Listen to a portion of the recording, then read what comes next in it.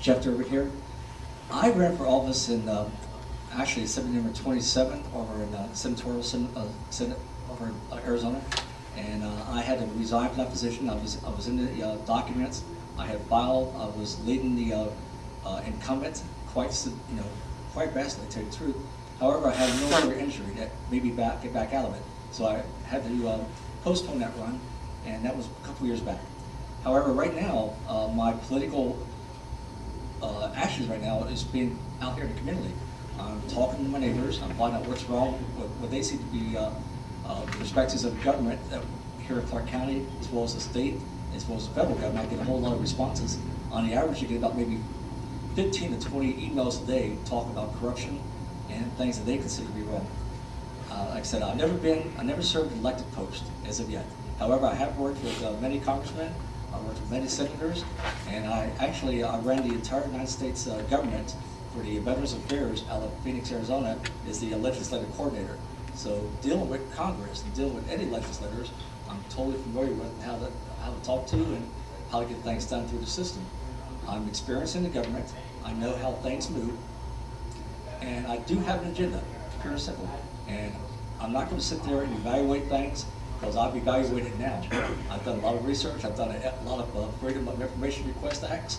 I've got all the data that I need to proceed, and I will proceed. I won't let any grass grow underneath my feet. You know, I'm too aggressive for that. I'm sorry, but that's just how things are. I've seen too much corruption. I've seen too much graft. I see too many people, just being political in Clark County. This is Jeff Durbin.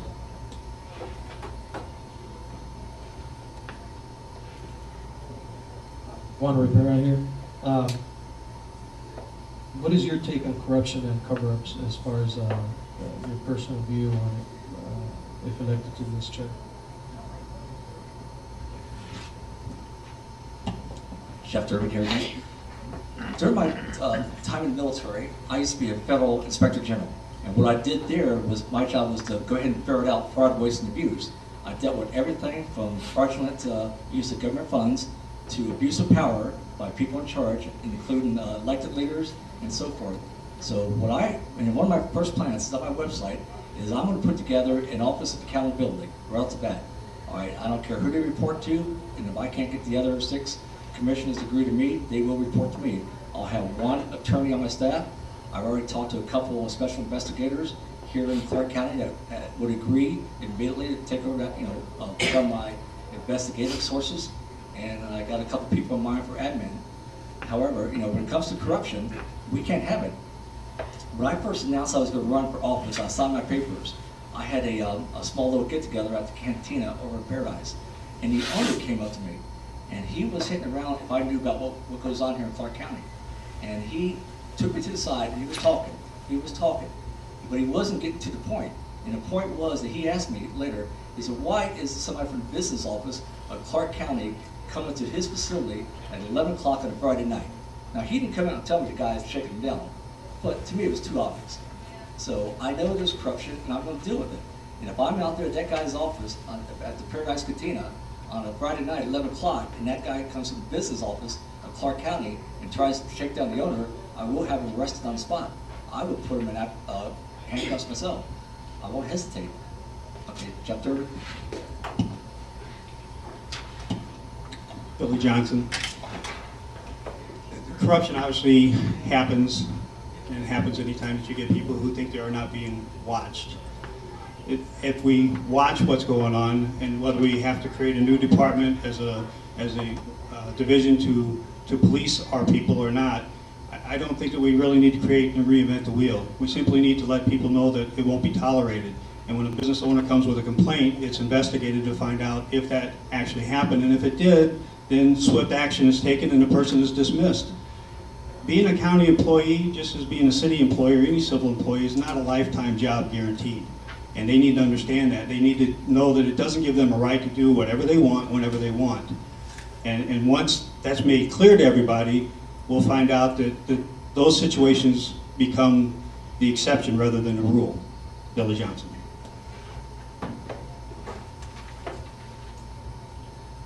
Dave Austin. This I'll address initially to you, Jeff, because you made a statement, and then Bill, you can follow it up, but you mentioned you have an agenda. What is that agenda? Jeff Durbin, I have a long, long list. It's on my website. You know, one of the first things I'm going to do is have the tax assessor's office tell me why I'm paying a special bond in my community, Mountain's Edge. I want to know what happened to the $375 million, what I've been told through the county, and why the developer walked away from my community.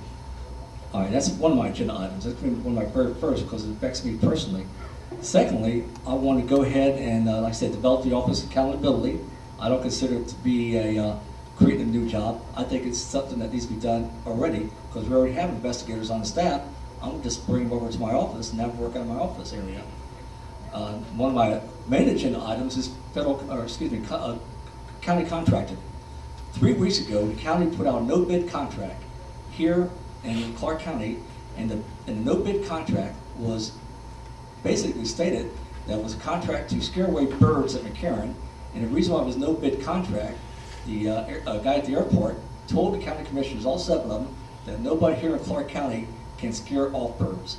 Now I have a pest control business, or excuse me, a pest control company comes in. On his sign on his truck says, we scare pigeons, we get rid of pigeons.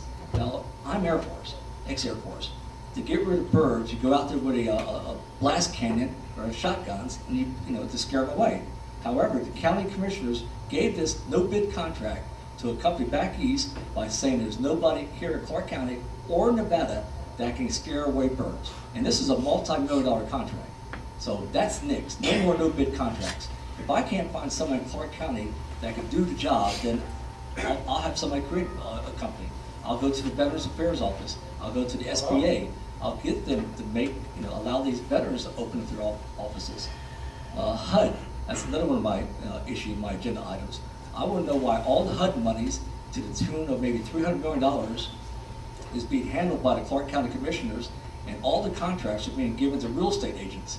I don't have anything against real estate agents, all right?